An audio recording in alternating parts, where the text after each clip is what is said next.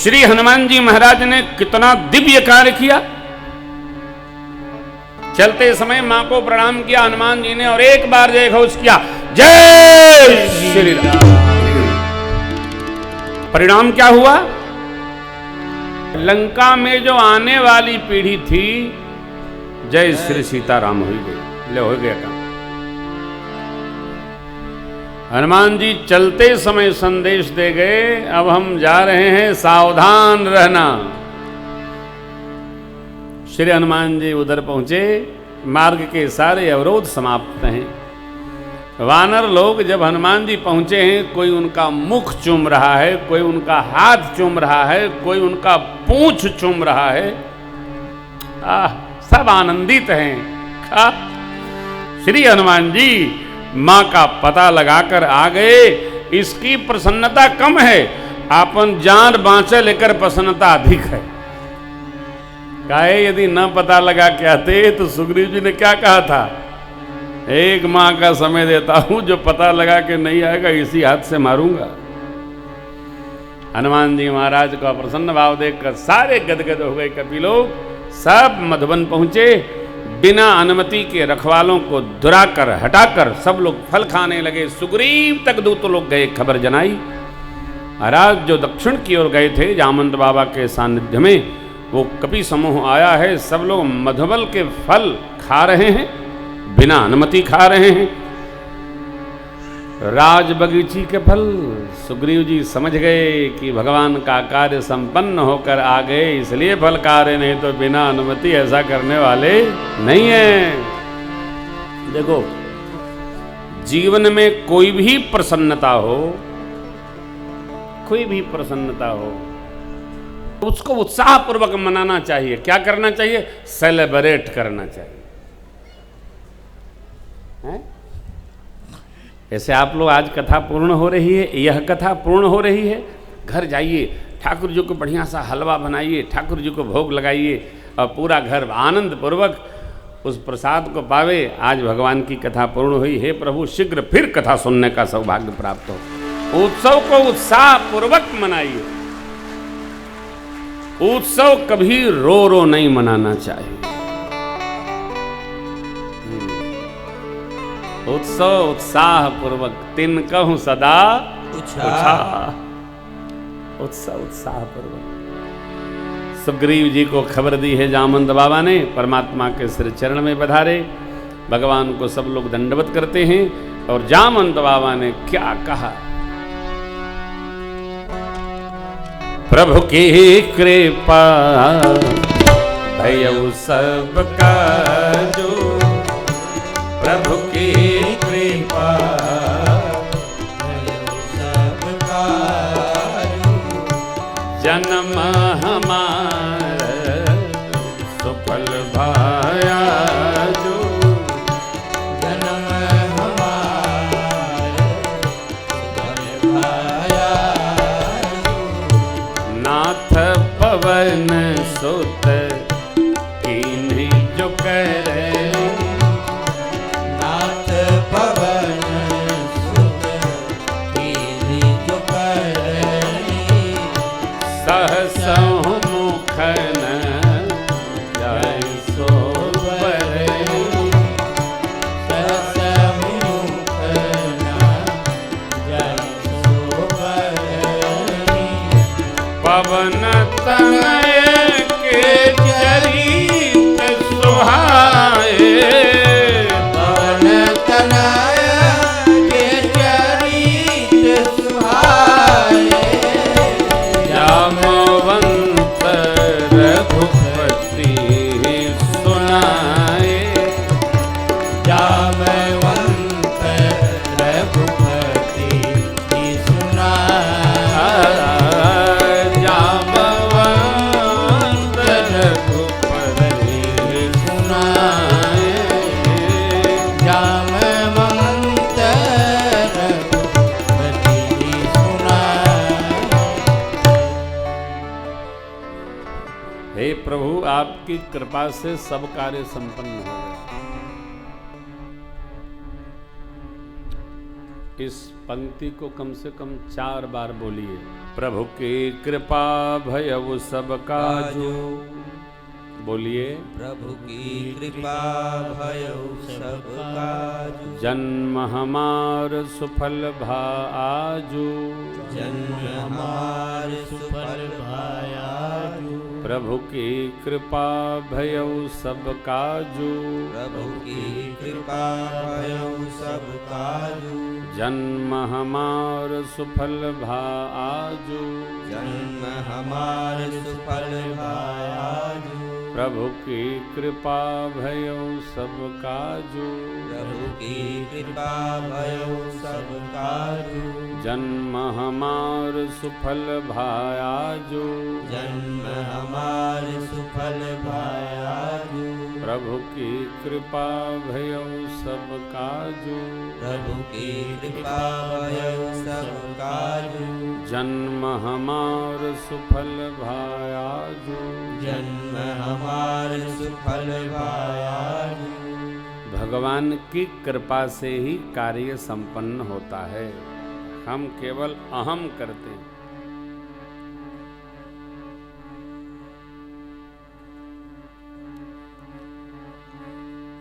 भगवान से जैसे जामंत बाबा ने कहा, नाथ काज की नेव हनुमाना, राखेव सकल कपिन के प्राणा। पवन तनय के चरित सुहाए, जामवंत रघुपति ही सुनाए।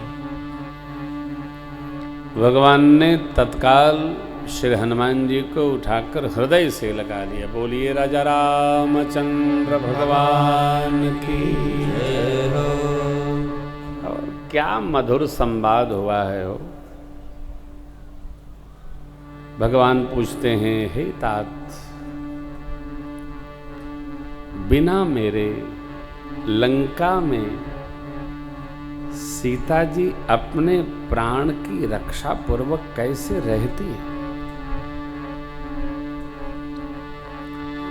श्री हनुमान जी ने कहा, प्रभु दिन रात आपके नाम का पहरा लगा है और आप में जो ध्यान लगाई हैं उसका द्वार बंद है। नेत्र आपके चरणों में लगा हुआ है।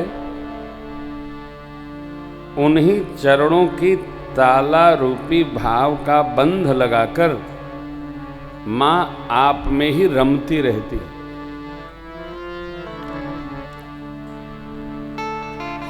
अवसर मिला, श्री हनुमान जी ने चूड़ामणि भेंट किया। ये मां ने पहचान दी है। आहा, भगवान ने हृदय से लगा लिया। नेत्र भाव पूरित हो गए प्रभु के। अब मां ने कहा था, सक्रसुत कथा सुनायो। हनुमान जी कहते हैं, प्रभु दोनों नेत्रों में जल भरकर मां ने कुछ बात कही।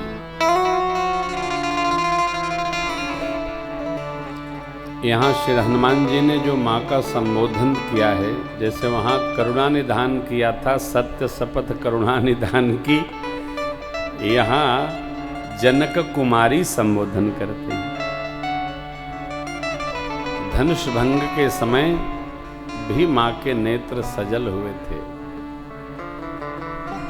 जैसे कंजूस का स्वर्ण आए तो खर्च न हो, उसी प्रकार माँ के नेत्र सजल हो गए। जुगल लोचन भरी बारी, हे प्रभु दोनों नेत्रों में जल भरकर। जल तो जब भी आएंगे, एक में तो आएगा नहीं, दोनों में ही आएंगे। जल जब भी आएगा, ऐसा नहीं कि एक में आवे एक में ना आवे। श्री हनुमान जी ने छिपाकर कहा, बचन कहे कछु जनक कुमारी। क्या कहे? बाण प्रताप। श्री हनुमान जी ने भगवान को देखते हुए जुगल लोचन जब कहा, एक बड़े अद्भुत महापुरुष हुए। इस पंक्ति पर उनका चिंतन अद्भुत है। कह रहे थे, प्रेम जी श्री हनुमान जी भगवान से संबोधित करके कुछ वचन कह रहे हैं। जब जुगल लोचन कहा तो भगवान ने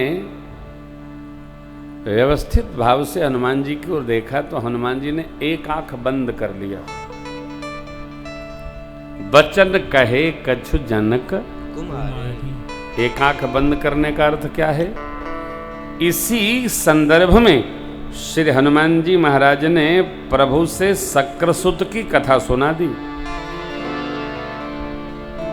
जो बंद है वो बंदे रहे। निर्देश संदेश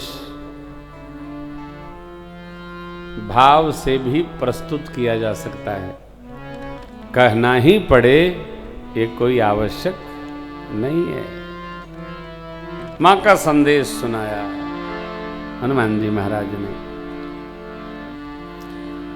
सुनकर भगवान गदगद हो गए और हनुमान जी क्या कहते हैं? सरकार, मैया की जो विपत्ति है वो बिना कहे ही अच्छी है। बिना ही कहे भल दीन दया। एक एक पल कल्प की भांति व्यतीत हो रहा। शीघ्र चलिए प्रभु, असुर दल को जीतकर मेरी मां को लाइए। श्री हनुमान जी ने जो सुनाया, मां का दुख सुनकर मेरे प्रभु राजीव नेत्र के नेत्र सजल हो गए।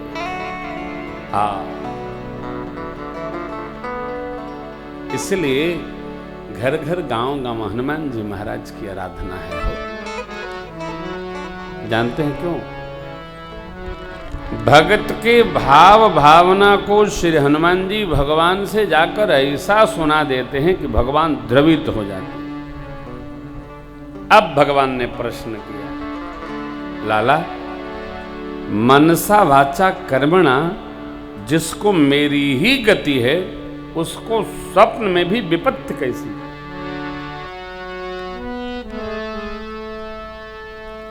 श्री हनुमान जी कह रहे हैं, प्रभु विपत्ति केवल यह है कि आपका भजन तो हो लेकिन आपकी सेवा न प्राप्त हो।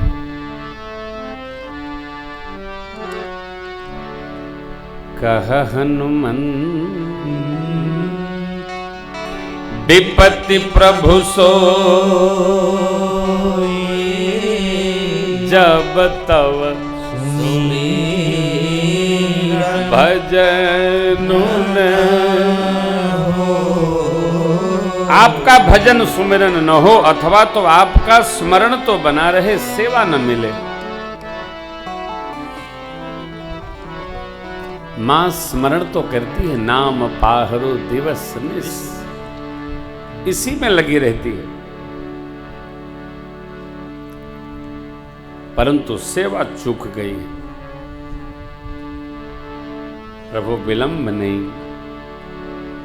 असुरों की गति ही क्या है? शत्रु पर सरकार की जय होगी और मेरी मां शीघ्र आएंगी। अब जो प्रभु ने आशीष दिया है, जैसे मां ने दिया था हनुमान जी महाराज को, ठीक इसी प्रकार परम प्रसन्नता के साथ परमात्मा ने श्री हनुमान जी के प्रति यह आशीष दिया है। सुनु कपितो ही समान उपकारी नहीं को सुर नर मुनि तनु प्रति उपकार करऊं का तो सन्मुख न सकत मन। सोनु सुत तो ही और न मैं ना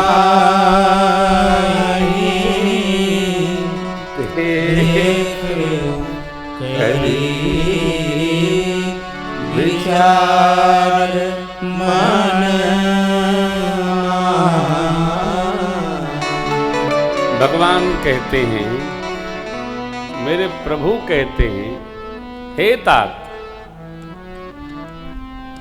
मैं आपसे उर्ण नहीं हो सकता। मैंने मन में बहुत विचार करके देखा। देखो करी विचार मन माहे। आप जरा सोचिए, भगत भगवान की करनी से न उऋण हो, ये तो संभव है। परमात्मा पिताजी ही कह रहे हैं अपनी संतान से कि आपने जो किया उससे हम उऋण नहीं हो सकते। कारण हृदयस्थ करें हम इस भाव को। जब भी कोई मेरे प्रति उपकार भावना रखे और मेरा हित करे, किसी भी भांति करे, कैसे भी करे, तो उसको कदापि यह कहना नहीं चाहिए कि समय आया तो मैं भी आपके प्रति उपकार अवश्य करूंगा। कारण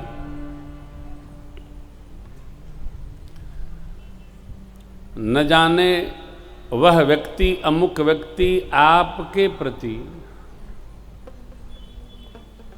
किस परिस्थिति में उपकार किया हो। वह व्यक्ति आपके प्रति उपकार भाव न रखता, हो सकता है आप समाप्त हो जाएं। जब आप बचते ही नहीं तो प्रत्युपकार का खाक करते। इसलिए हमारे प्रति मां अपने को जब मृत्यु के गाल में प्रवेश कराती है, तब नई पीढ़ी संतान को जन्म प्रदान करती है। कोई यह कह दे कि हम मां आपके प्रति उपकार करेगी जब आपने किया है, तो क्या करेगा? मां आज की स्थिति में कम से कम 5 वर्ष तक बच्चों को सूखे में सुलाती है और अपने गीले में सोती है। एक रात यदि मां ने गीला कपड़ा लगाकर सुला दिया, सोते समय लोग बगल में दिखाई नहीं पड़ेंगे। प्रत्युपकार कोई क्या करेगा? देखो, मैं दूसरे की नहीं जानता हूं, मैं व्यक्तिगत रूप से प्रेम भूषण की बात करूं। आजकल तो कथा कहना एक बड़ा ही अद्भुत कार्य हो गया है। कथावाचक साक्षात भगवान का स्वरूप है। भगवान की कथा जो करता है वो भगवान ही हो ही जाता है, हो ही जाना चाहिए। परंतु मैं नहीं हूँ, मैं तो वक्ता हूँ, मैं भगवान नहीं हूँ। भगवान जैसा होने की कल्पना भी मेरे को नहीं होती है। मुझे भगवान की कृपा है, वो कथा गवा रहे हैं, गा रहा हूँ। लेकिन आप हृदयस्थ रखना, मैं कथा गा रहा हूँ यह महत्वपूर्ण नहीं है। जो मेरे द्वारा मुझे बुलाकर कथा गवा रहा है, मेरे से करोड़ गुना वो धन्य है। क्यों बुलाया, रचना बनाया, और बुलाया, रचना बनाया, इसलिए मैं आया और कथा गाया। उसकी कृपा है जो कथा गाने की रचना बना देता है। कलकाल में कितना कठिन है, जितना व्यय होता है एक कथा में, उतने में कम से कम एक घर बन जाता है। आना जाना, लेना देना, खिलाना पिलाना, कितना कार्य। लेकिन जो जीव, जो मेरे बच्चे, जो यजमान, जो भागवत भाव के पथिक जीव, राम कथा करानी है साहब, राम कथा होनी है, तो मुझे लगता है इनकी कितनी कृपा है कि कथावाचक को कथा गाने का अवसर प्राप्त हो रहा है। ये उस जीव की प्रेरणा पर भगवान की करुणा है, कृपा है। गवाए